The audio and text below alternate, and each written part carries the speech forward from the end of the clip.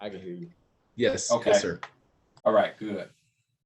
Well, thanks, Brother Levert, for inviting me here.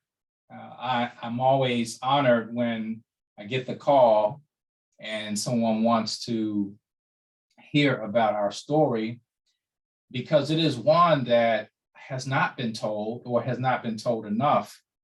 Now, I'm going to give you a little bit of background about myself, and not too much, but there's some things that you need to know. But first, I'm from Chicago originally and grew up on the South Side and picked up chess at the late age of, I think I was about 13 when I learned the moves, and my first tournament was actually 16. So I was a late comer to chess, relatively late compared to what you have now. And I went to a very large high school in Chicago with about 4,000 to 5,000 students. And we had 100 players in the chess club. This is an all-Black high school, but we had 100 players in the chess club, and we were a perennial power in chess. And so when I started playing and I got serious, I started studying quite a bit, studying books. I had sparring partners, training partners. And so I went from my junior year, I was 6th board, and then by my senior year, I was 1st board by studying 6 to 8 hours over the summer. I was able to make that big jump to 1st board, and then we won the city championship in my senior year. And so after that, that was kind of, one of my my best memories, of making that jump and putting in the work, and then that work reaping the benefits of that work that I put in. So then after that, I started in undergraduate in computer science at Chicago State University, and I was still playing chess, but I wasn't playing as much because I got very involved in university activities. I was very active in a lot of different student activities, and I didn't have as much time for chess as I once did, but I continued to play. And then I ended up, after working for a few years in the computer industry, I went to graduate school in Atlanta. And it was in one of my classes, marketing management, that we were asked to, or we were assigned a project of a marketing plan. And so I'm thinking, this idea that I had developed in the late 80s about a Black chess network would be perfect for at least writing about it. Now, just to go back a little bit, I was at a tournament. I was had just finished my game, and I was talking to this other player. He wasn't in the tournament. He was just watching, and we were talking. He had seen me go over my game, and knew about my level of play. But we started talking about Black chess players, and he says, "No, where are the Black grandmasters? Where are the Black international masters?" And I couldn't answer the question. I could name a handful of Black masters that were in the Chicago area, but I couldn't name a Black grandmaster, and I couldn't name a Black international master. But that question stuck in my head, and I'm like, yeah, where are they? So I said to myself, I'm going to find out. So I started researching. I started talking to different people who were officials in the USCF, people who are very influential. I started asking them information, and I just started my journey, started looking for an answer to that question that he asked me. And so when I got to graduate school in the management marketing class, or the marketing management class, I decided that I was going to do my project on a Black chess network. And so I wrote it, I got a good grade on it, and I filed it away. Now, I met Maurice Ashley at the US Open in 1989. I went away to school the fall of 1989. In 1990, I spent the summer in New York. Now, bear in mind, I met Maurice, we started communicating on the phone, and I told him, I'm coming to New York and I'll be there for the summer. I was interning at Time Warner for Sports Illustrated magazine. And so, you know, we would have these long conversations about Black chess and what we were going to do in our dreams and what we envisioned. And I gave him a copy of the plan, of the marketing plan, and he looked it over and he mailed it back. I went back to Atlanta, he mailed it back, put some comments in, gave it thumbs up. During the time we were in New York, we actually took a trip to Philadelphia to the World Open, and not to play, but just to kind of hang out. And there I met a number of other players, including Wilbur Page, who's now passed on. And I was showing everybody the marketing plan for Black Chess Network.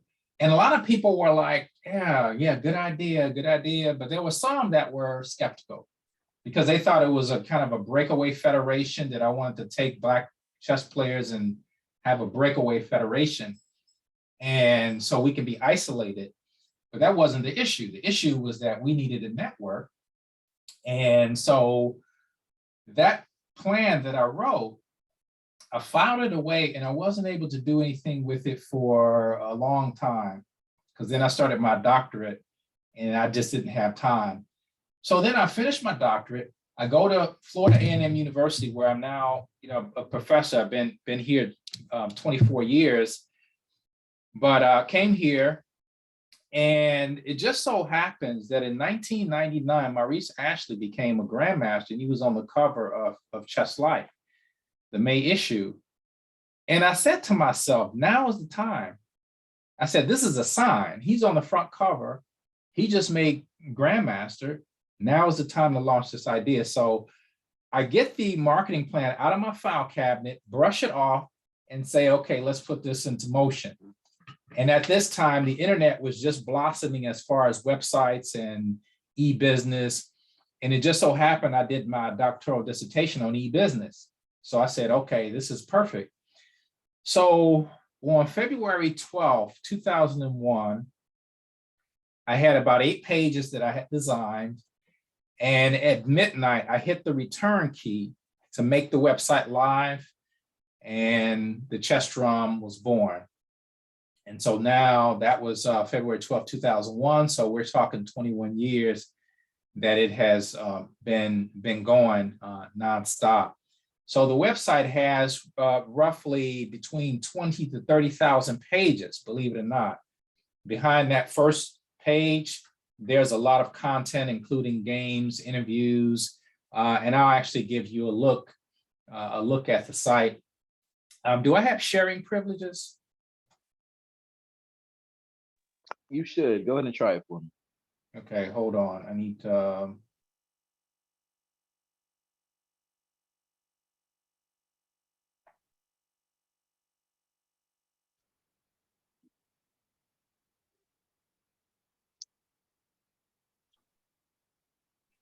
All right, can you all see this, the Chess Drum screen?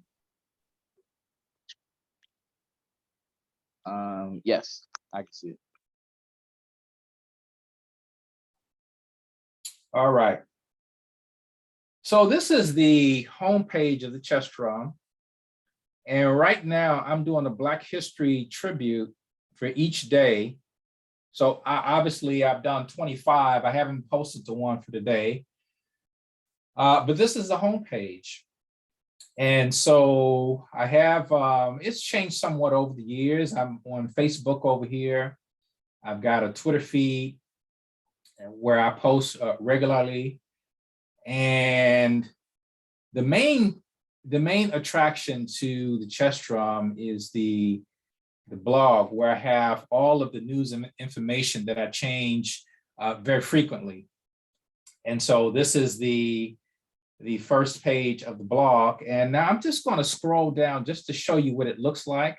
This is my latest article on South African player Watu Kobese, and who actually did a book, a chess book in an African language, but I'll tell you more about that in a minute. So as you scroll down, I've got all of these different stories that I have done over the month. This is the index.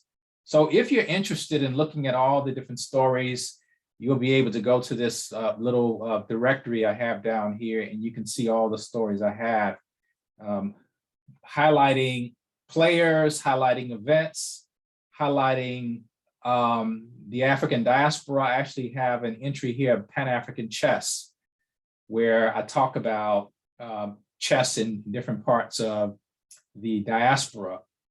I also have an entry here, Afro-Latino chess, which has been overlooked for many years, but I wanted to do a tribute of that, and I may be able to show you that just in a minute. So as we scroll further down, of course, I cover international news as well. So the idea of the chess drum is to expose the chess world to players of African descent, but also to expose players of African descent to the world of chess.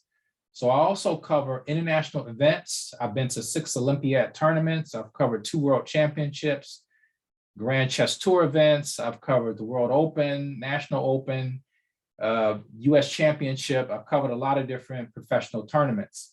And all that is to bring the international chess to the African diaspora so we can become more engaged. So as I scroll down, you'll see more tributes.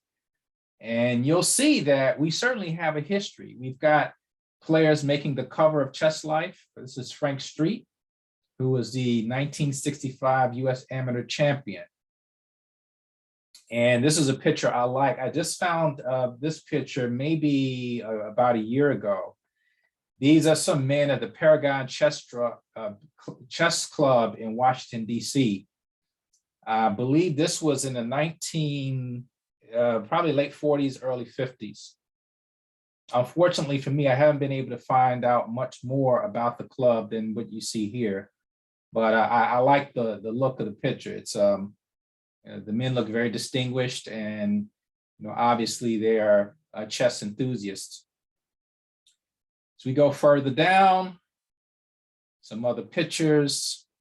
This is Maurice Ashley.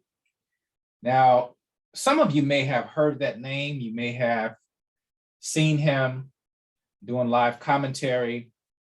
He is the first African-American grandmaster. He is also an author. He's an organizer. He's a commentator. And of course, he's a player, having earned the grandmaster title in 1999. Now, this picture here was taken around 92. So now he's sporting a shaved head, and he's pumping a lot of iron. So he has a very different look from those days when he was very slender and, had his fade going on. And he also had cornrows at one time and dreadlocks. So, he's got a lot of different flavor, about him. Very, very good guy. All right, looking at some more. This is a tournament he organized, trying to get the strongest Black players in the country together so they can sharpen steel. So he wanted to have opportunities for Black players to get together and to compete and share ideas and share wisdom. That's Maurice here. And this is Jeffrey Mitchell, which I think was one of his students or proteges. We have Ron Simpson, and then this is Willie Johnson, which is actually Maurice's mentor. So a lot of history in these pictures. William Morrison on the right, very strong player, senior master. And they had these challenge matches that they would have 32 games, actually 30 games. And so they had a system where you had to work your way up. Lots of history in what was called the Black Bear School of Chess. Now we're going to the 19th century. Here's William Griffin, who's actually from Kansas City, who was, there wasn't a whole lot of Black players then. And he even stated that, "I do not know a great many of my race who are devotees of the royal game in this city. However, it is a favorite pastime of a certain class, but I am not familiar with conditions in other cities." So this is William Griffin, who played in some correspondence tournaments. This is his home that he lived in with his wife for about 40 years. He died in 1962 at the age of 87. Alfred Carlin of New Orleans, and I'm just going to scroll down quickly. He survived Hurricane Katrina. So in the middle of the night, it was 3 a.m, the winds were howling, and so Alfred figured, hey, I better get out of here. So he gets out of his house. The water was already stomach deep. And so he was wading through the water, and from what I understand, he heard screams in the distance. People were actually dying, and because they couldn't get out of their homes and they were trapped by the water, but he was able to get out, ended up going to Dallas, where he spent the rest of his years. He sadly passed away a couple of years back while he was in Dallas. Oh, this article I did on Afro-Latino chess. I happen to have traveled to Cuba back some years ago, and there's a chess club there called Club Capablanca, after the world champion back in the early 1900s, who was Cuban. And they were having a tournament there called the Rogelio Ortega tournament. Now, what's interesting about Rogelio Ortega, let me tell you about Rogelio Ortega real quick. As you can see these pictures of the Afro-Latino players. You see, we're all over. I mean, we're all over the globe. And so I like to show the universality of chess, and I like to show these images so that people will know that we're definitely engaged. So Rogelio Ortega was a player in the 60s. This is Rogelio. He's Afro-Cuban, and he was their 1966 national champion. And he played all of the famous players back in the day. And this is him in the middle. He was playing in the tournament in Poland. Now, when I wrote this article, I wrote this article in 2001. This is one of the first articles I wrote on the chess drum. He's given a simultaneous exhibition here. This is Che Guevara, who was a revolutionary leader of Cuba. So he's playing Che Guevara and some other Cuban players. Now, going back to this article, while I was at this club, they were hosting a tournament. It was a memorial tournament, and guess who was being honored? Rogelio Ortega.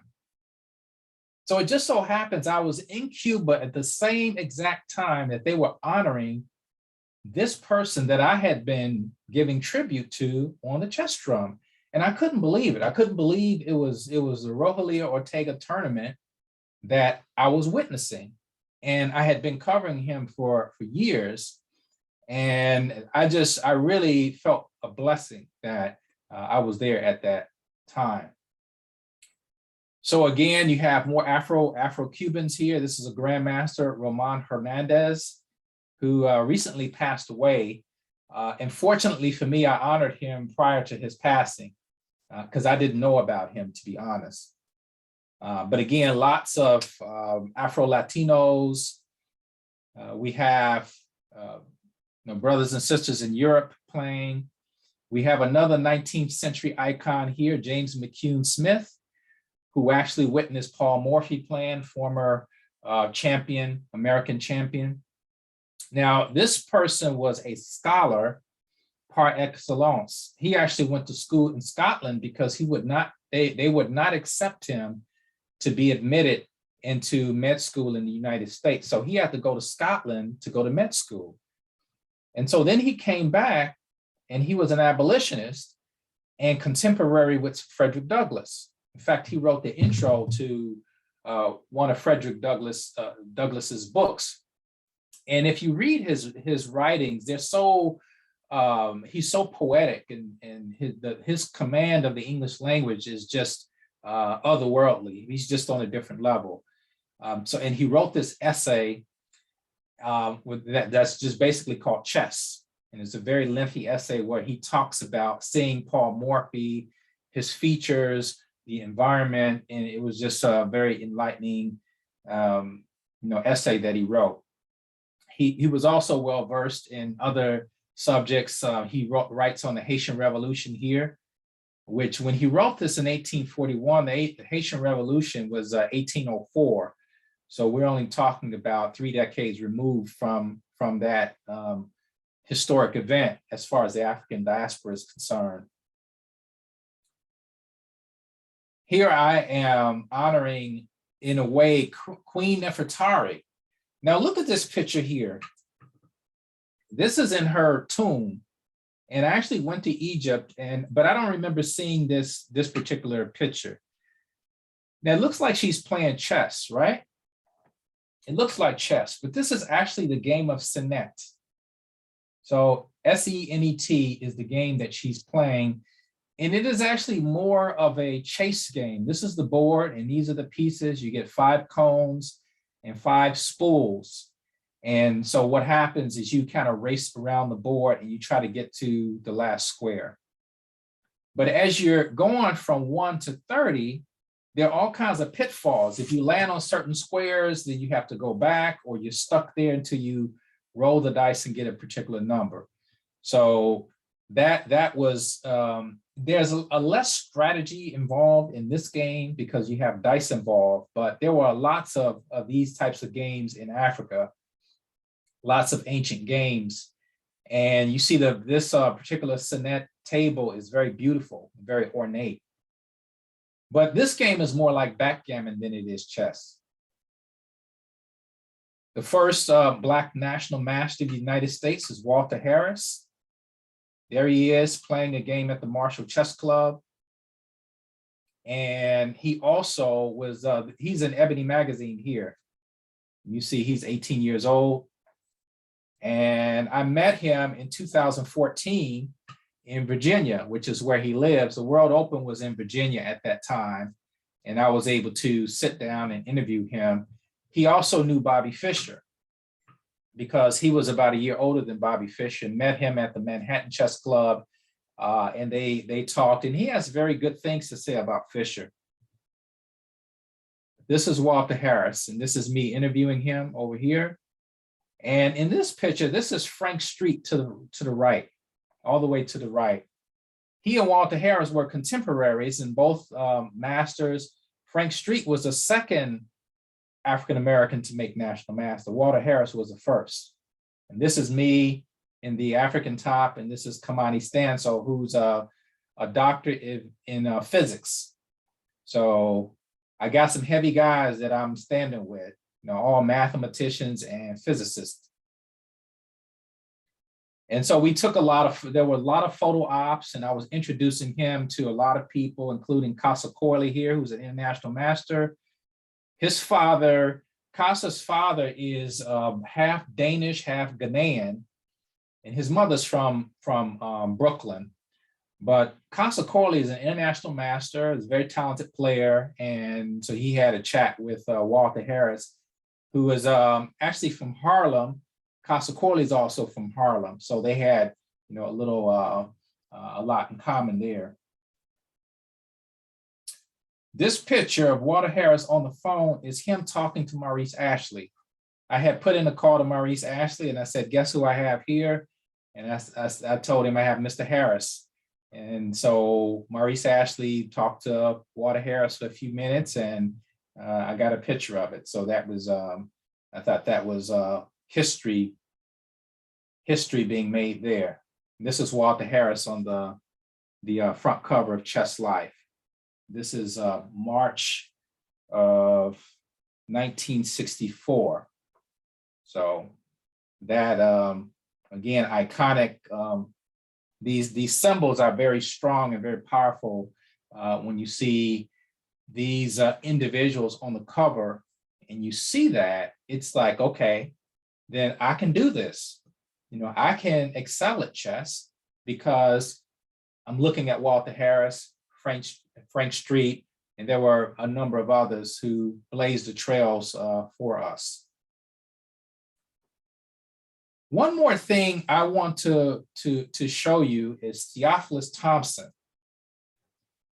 Since this is Black History Month, and you know, chess is you don't really hear about chess in Black History Month unless it's Maurice Ashley, because that's more recent. You hear a lot about him now. But we have a very long history in chess, and this is Theophilus Thompson, who was born in 1855. This is Theophilus, who learned how to play chess. He was given some puzzles and a board, and he was taught the moves. He goes home and he solves the puzzles, learns how to play, and then a year later, he comes up with a book of compositions. So he was a very gifted. Unfortunately for Theophilus Thompson, he ended up contracting tuberculosis, and he died at the age of 26. And for a long time, I did not know what happened to him, and nobody knew what happened to him. We thought that he just dropped off the radar. There was actually a mistake, because there was another Theophilus Thompson in another part of Maryland, and I thought that was him. Turns out that there was an African-American historical society that sent me a message and said that this is what happened to Theophilus Thompson, the chess player. And then they produced a obituary. This is the obituary of Theophilus Thompson. And it was in the 1881 Frederick Examiner. Now, Theophilus Thompson was from Frederick, Maryland. And they mentioned his chess playing here, and talked about the other aspects of his life. But this is golden, because where can you find this?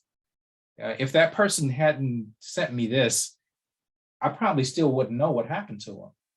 But here it is in black and white that he passed away. Actually, he was 26 and not 25 when he passed away. This is a sculpture, an artistic sculpture in his honor. As you can see, his picture is right here in the middle. And so this is a sculpture in his honor in Frederick, Maryland. And these are some of the compositions that he did. All right, so I'm going to unshare just for a minute. I have some other things that I want to show. Are you all right? You all got any questions? You can jump in and ask me any questions if you'd like. I have quite a bit to share with you, but I do want to talk a little bit about chess, just as an activity. I've just shown you some examples of Blacks playing chess in different parts of the world. We have a number of grandmasters, but I also want to show you that chess can also be a vehicle for us to improve in other areas of our lives. And so this that I'm about to show you now, this is an article I did back in 2019 about former chess players who have gone on to reap the benefits of chess. And so I did a profile on 6 players. And first is Sherwood McClellan. Now you look at Sherwood, now he looks like a very, very clean-cut, distinguished-looking guy, chess player, 3-time national champion. But look at his what he did after chess. So he did a BA at Harvard, an MD at Columbia, again, 3-time national champion, a scholar par excellence. He's published in over 100 medical journals. And so chess certainly did well for him. So we go down to Jessica Wamala, who played chess with her brother, Jacob, who's featured later. She went to Villanova. She was an NCAA basketball player at Villanova. As she got her master's at Villanova, then she went off to Oxford and earned her master's. And I made contact with her recently. But you look at her resume at Phi Beta Kappa, Rhodes Scholar, varsity basketball. This is what chess produces. This is what chess produces. I got other examples. Cayenne Barkley, BA at Morehouse, MBA from Harvard, a Chicago native. I covered him since he was 12. Two-time state champion, Whitney Young, Phi Beta Kappa. And this is Cayenne today. Go further, Darian Robinson, University of Chicago, bachelor's, London School of Economics. And then I think she's currently in law school. I think she's in law school or a master's in public policy, but she's, as you can see, she worked on with Hillary Clinton. So she's doing very well. I keep in contact with her. And as you can see, she has one of my shirts on when she was at a youth tournament. And this is Darian today. They grew up fast too. Rochelle Ballantyne, where have we heard of her? Well, there was a documentary called Brooklyn Castle. And if you haven't seen that movie, you should go see it. It's this essay I did is called Brooklyn Castle, a tribute to chess parents. Because in this documentary or in this movie, you have these 5 students going to IS 318, and it is considered a kind of a lower income area, IS 318 in Brooklyn. And so you have these 5 individuals. Where are they at? These 5 individuals were featured in the movie. And I actually looked them up to see what they're doing today, and they're all doing wonderful. They are doing great things. Pobo Ekaforo here, the big guy in the back, he went to University of Virginia, and he was a 3-time All-American shot putter. And now I'm working on his master's. Rochelle here, the one that I just mentioned, has a BA from Stanford, master's from Columbia, and now she's in law school at NYU. Alex Paredes here is, I think he went to State University of New York of Albany. Patrick here is in the Marine Corps, and Justice here is won a scholarship to Webster University. He now has an initiative called Black Squares, where he goes into the prisons, and he also works with the youth. So again, this is what chess does. Chess can really produce a lot of success stories, if we integrate it into our educational curricula. It can do quite a bit. This is Justice and James Black here, both made national master when they were age 12.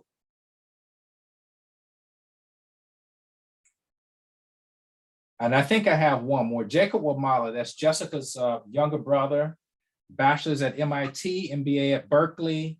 He was a 2-time Massachusetts high school champion, varsity football player at MIT, all these other accolades. And I say that, but none of them are, the only one that's really active is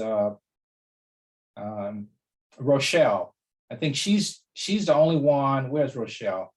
Rochelle is the only one that's active, and she's the one that is trying to become a national master. And so she's been in the news lately about that quest.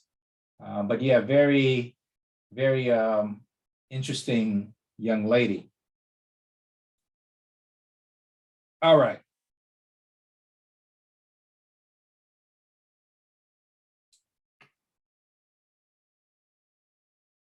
So this is these are the types of stories that I like to cover, because these are stories that you don't read in everyday news, because you all know the images that we see in media. When it comes to Black men and women, there's a certain narrative that you often see depicted. But obviously, chess, or even not just chess, but when you have a media platform like the chess drum, and I'm not saying this because I've done it, but for people to actually see that people of African descent can excel at chess is an immediate stereotype buster. because I mean, you can't say, oh, well, blacks are stupid, they can't play chess. Well, yes, we can. I have 20,000 pages to show you.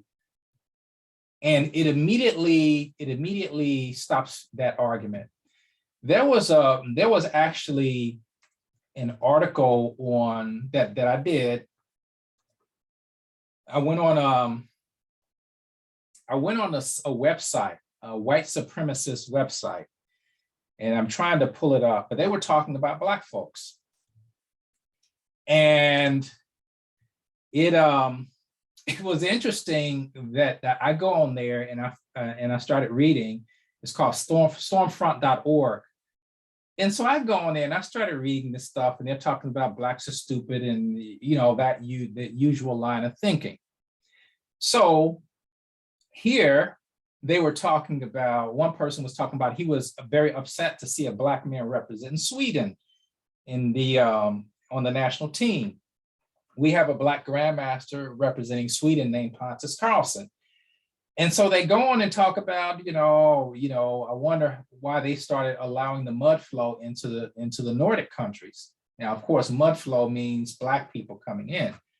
So then they go on, and it's still more the same, you know, this black person, you know, the N-word and all kinds of stuff.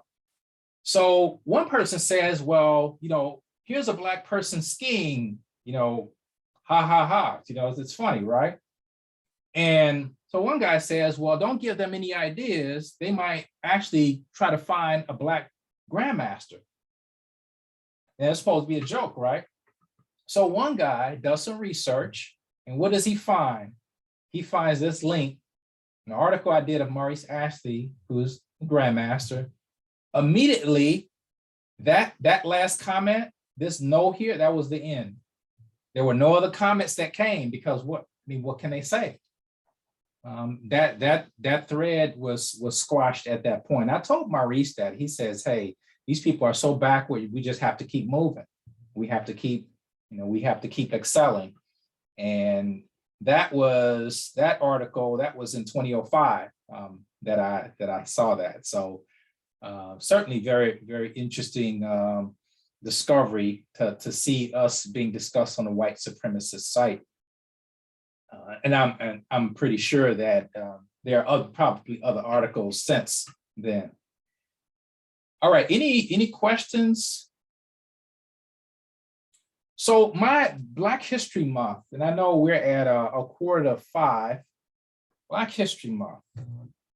And there are a lot of things said about Black History Month, and we know it started out as Negro History Week, Carter G. Woodson, and it's celebrated in February. But I like to think of Black History Month in a global sense, because Black people, we have a common history. We know about the transatlantic slave trade. We came over here on different boats. Some of us came over here on the same boat. We were dropped off in different places. Some of us were dropped off in Brazil, in South America, some Central America, some the Caribbean, some here. And so there's that common thread. And so I like to widen Black History Month to include players of the African diaspora, because we make contributions, not only in our respective countries, but also in terms of the general society. So I actually did a piece on Pan-African chess just to show you this. And this is Marcus Garvey, who is a Pan-Africanist. He had the Universal Negro Improvement Association in the first part of the 1900s. And these are pictures that I show of Blacks at different events. This was in, I believe this might have been in Batumi, Georgia, Republic of Georgia, over by where their Russia has invaded Ukraine. It's over in that area. But just see these pictures, they're so beautiful because they're there to play chess, but they're also expressing their cultural identity. And as we go down, you'll see more pictures. This was also at the same event. We have people from Cote d'Ivoire, Togo, Kenya, Nigeria, wearing their different garments. And here they are in action, Mali versus Central African Republic. Cape Verde, which is a Portuguese-speaking African set of islands. Now we're in the Caribbean, Antigua and Barbuda and Curacao. Here's a sister from Colombia, South America, Ingrid Rivera. And this was the former president of the Jamaican Chess Federation, Ian Wilkinson, who was actually a big time lawyer in Jamaica. And just other pictures of players in the diaspora. Emery Tate here to the right. Hikhem Hamdouchi of Morocco on the left. They were playing in Spain. More pictures. This is Pontus Carlson on the left. Maurice Ashley on the right.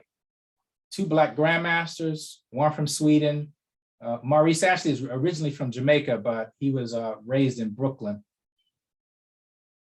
This is Mian Adia Oyongo, who is, her ancestry is Kenyan, but she is a very, very active, she's an advocate for women's chess and very vocal. These are just a group of very esteemed players. Some of them I've already shown you, but most of these are all master level players. Maurice Ashley is here. This is Frank Street. We saw him earlier. That's me kneeling down. And these are all just kind of legendary players in their own right. This is Aurélie Daucalo of France. And she is very active in chess, very, very attractive. And it really does, when you look at chess players, people have this conception of how chess people are supposed to look. But obviously, when you see some of these pictures, you would say, oh, I didn't expect chess players to be dressed so well and so fashionable. But certainly we have all different flavors of chess players. Roman Mateo, Grandmaster from the Dominican Republic. And that's me there doing an interview for our chess base, India. I want to show you this nice piece, Watu Kobeza of South Africa. And he went through apartheid. He couldn't play in South Africa for a few years because they were sanctioned. He went over to Germany, trained for 3.5 years, came back. Now he is a coach. But he was actually on a Mazda commercial. And I'll show you this, it's only 2 minutes long. And he tells his story very, very beautifully. And I think I actually need to, I'm going to stop sharing and I'm going to reshare because I think I need to do the audio to share my sound as well. And I think you'll really appreciate this piece.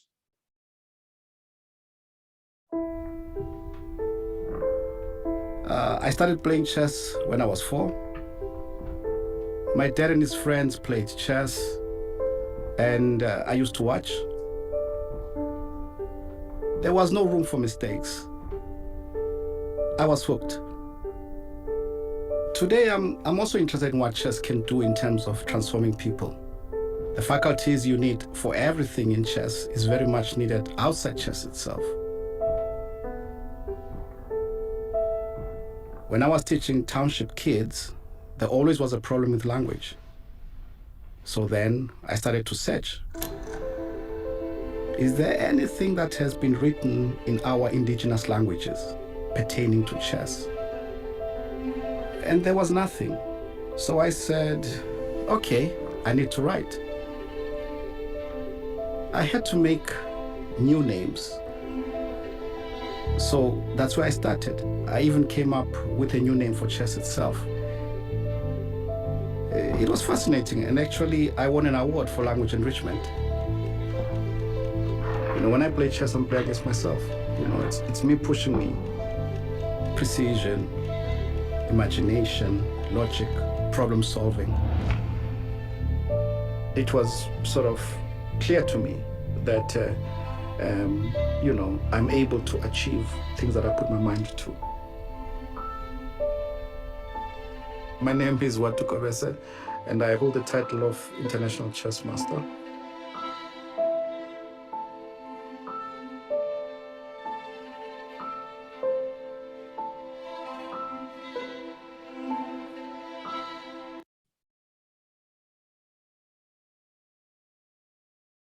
I'm not sure if you all had seen this this ad, because I I featured it on another article that I did, and I thought it was just such a touching tribute to Watu, who's done so much for chess. I think in the last few minutes that I have left, I actually have a puzzle that I want to show by one of our great legends, Imre Tate. I actually wrote a book on Imre Tate, and I will show it to you. I'm not sure if so this is Imre Tate. He passed away in 2015. He was born in Chicago, the West Side, but spent his formative years in Gary, Indiana. And he was went to the Air Force after that and became 5-time Armed Force champion. But he's known for his style of play. His style is very aggressive and very spectacular style. So if you think of another sport, you think of boxing, he would be like a Mike Tyson. Not a Muhammad Ali with the finesse, but he's just coming for the knockout, and he does it in a very spectacular way. And so when he passed, I wrote a book about him. I told him he needed to write a book. This was, I think it might have been 10 years before he passed, that he needed to write a book. And I just couldn't get him interested in it. And so I decided to take up that responsibility, and I wrote a book, and it's done very well as far as the interest of his story. And so in his tribute, I wanted to present a puzzle. And I understand that not everybody's a chess player here, but we do have one budding chess player, and we can actually, I'm going to shrink this a little bit. Can you all see this board? Can you all see the board? I don't see it yet. Okay, hold on.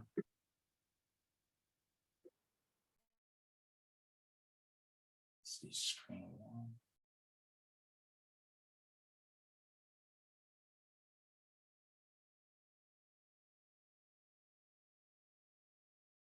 I'm trying to see which window.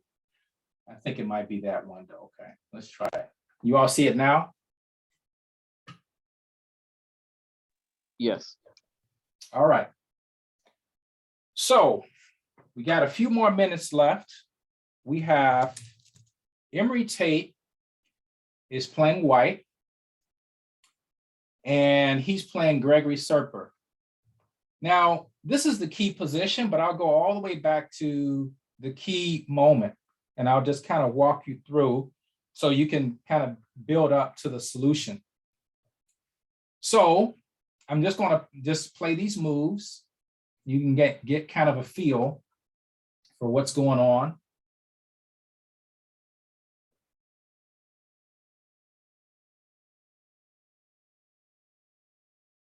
So as you can see, if those of you who are not really familiar, this is a very, what can I say, double-edged game where both sides are trying to trying to execute their own plans. But you can see it looks like pieces are just scrambled all over the board. And white is trying to push this pawn as far as he can, but something beautiful happens.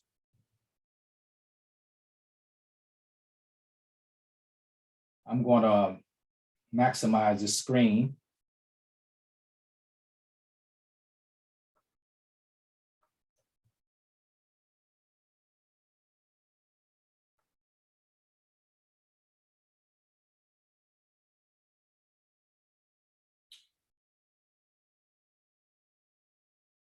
All right.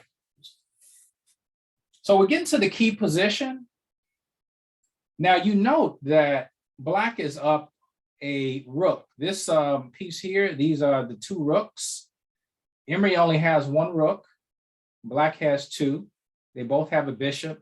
They both have queens, and they have a number of pawns. So Emery is losing, right? But the game goes on, and Emery plays this move.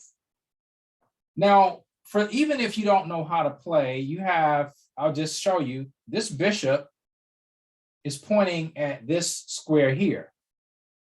Now, if this queen can take this pawn, the game would be over. White would win. That would be checkmate. So that's the first threat.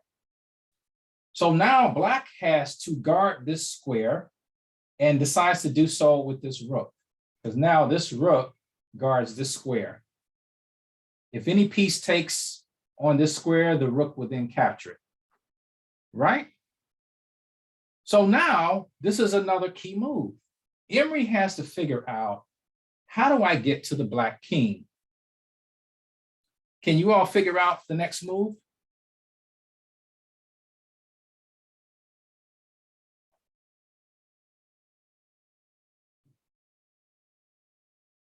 And you can just guess. Any chess players? I'm looking right now. I mean, I know his style of play. I'm not sure where to go after. I mean, my first thought is E7,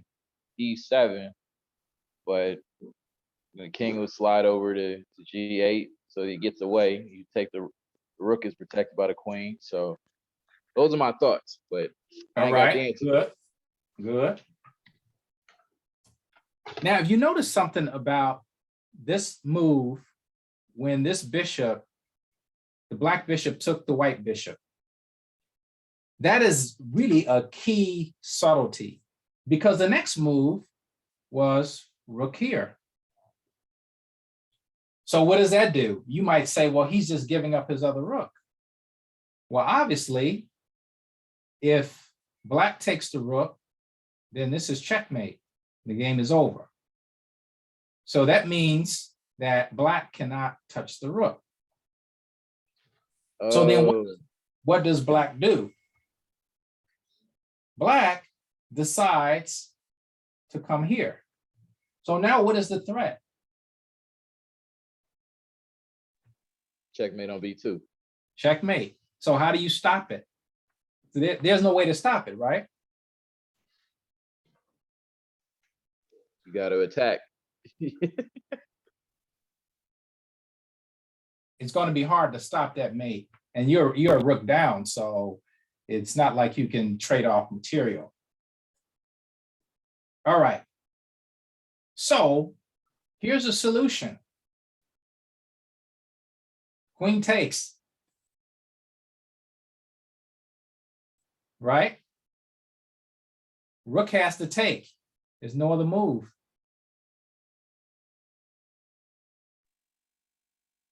And then what happens? Checkmate.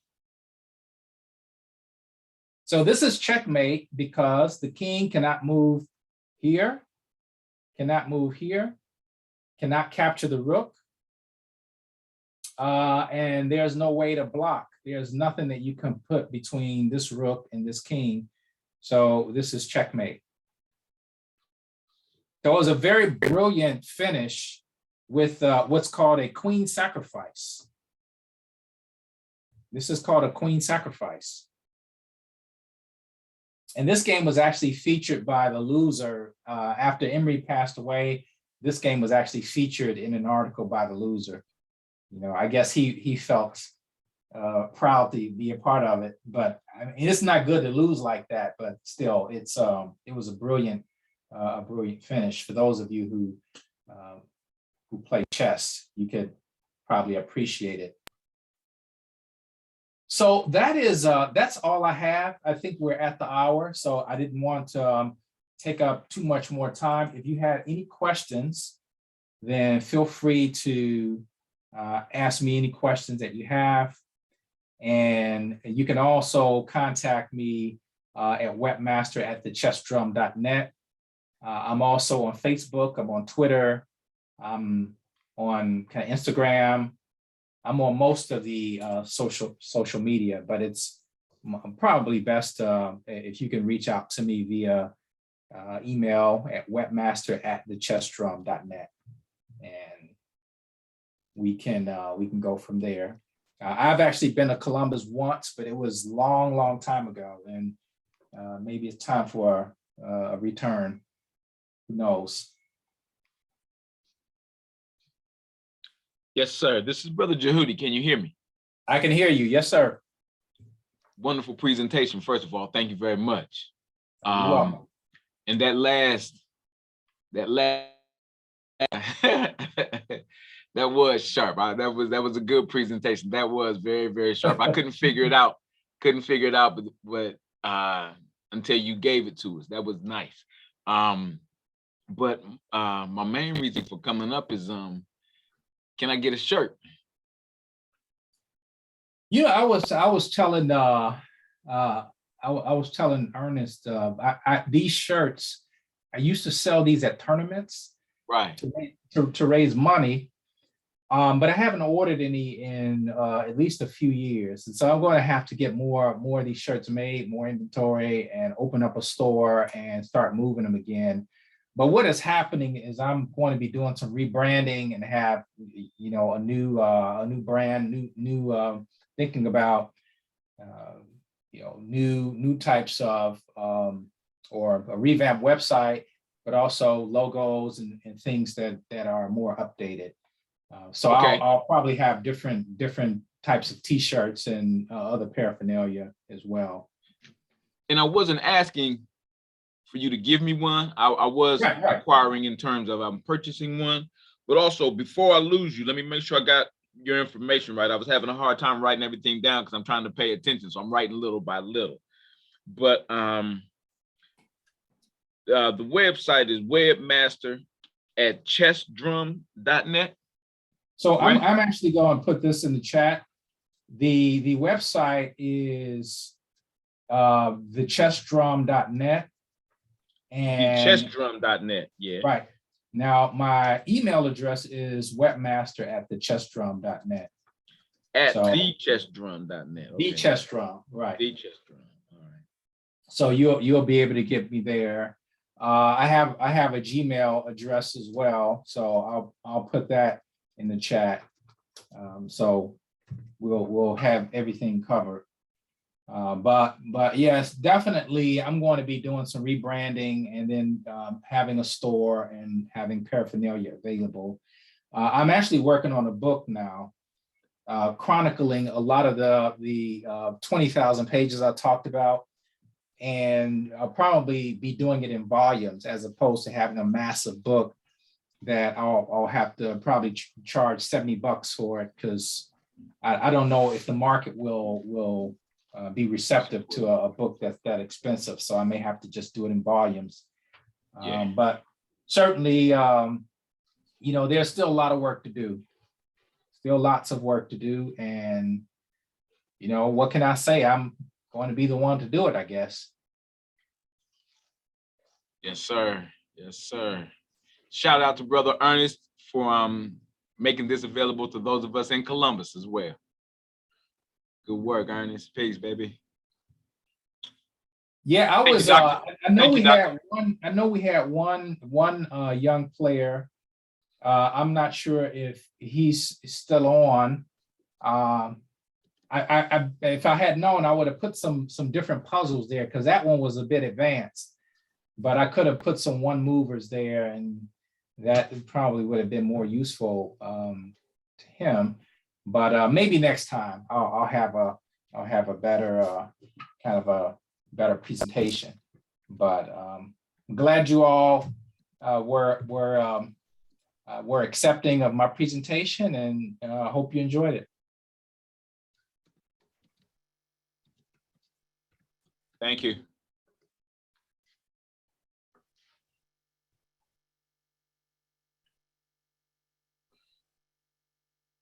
Is Ernest still on?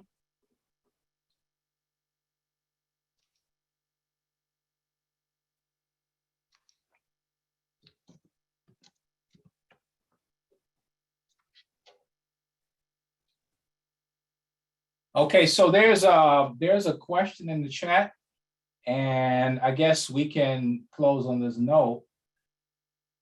What is the best book to read for openings and closings? I'm assuming that means endings.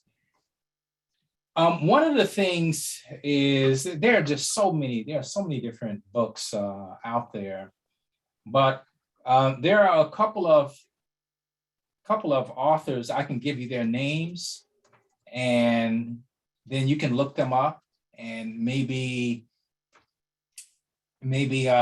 try to see if they have books that suit the level that you're trying to present to the book to that individual. Actually, I misspelled his name, Bruce Pandolfini. Bruce Pandolfini and Jeremy Silman are two authors that a lot of people recommend as far as overall play for at different levels. So if you look up those names, then you probably will have some good choices for chess books. And then, not to mention, there are other sites such as chess.com has a lot of material. Lee Chess, you got chess.com, leechess.org is another site. ChessBase also has instructional material. And then you have Chessable, which is another. So all of these have instructional material, and they have videos, they have lessons. They've got a lot of different materials for different levels of players.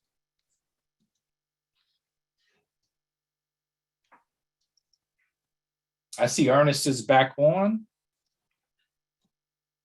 Again, I'm putting some things in the chat so you can check the chat. I'm looking to see if there are any other questions. I don't see any other questions. Cool. Well, yeah, I just had a whole little debacle with my tech. Everything shut down, and so I'm grateful to see everyone's on board, still rocking and everything. We got a couple people up here at the Chess Center ready to get into some lessons, man. So I just want to give everyone a quick shout out. Thank you for joining. Thank you, Dr. Shabazz. This was awesome. I pride myself on having read everything on your website, and I still learned something new today. So this was fun. You've gone through all 20, 30,000 pages. No, I try to keep up with the monthly ones, but that's my whole thing. Like, there's always more to learn, you know. All right, I appreciate you for inviting me. Yeah, man. So thank you, Ms. Peg, Brother Jehudi. I see you, Cousin Ava, for sticking with us. Yeah, so we're good to go. We got another tournament coming up here tonight at 6. Just looks a little casual. If anyone wants to drop by and learn some moves, just I call it chess exploration. We're up here at the Chess Center at 80 Parsons Avenue right now. And yeah, ready to rock. So thank you, Dr. Shabazz. We'll looking forward to having you back here soon. Actually, maybe soon you can come through Columbus. And you know, Maurice will be here July 23rd. So we'll see if we can do some coordination. Okay. All right. Sounds good. Thanks, everybody. Cool. All right. Thank you, everybody. Have a good night. Good night. Thank you, Doctor. Thank you, Ernest. Right. All right.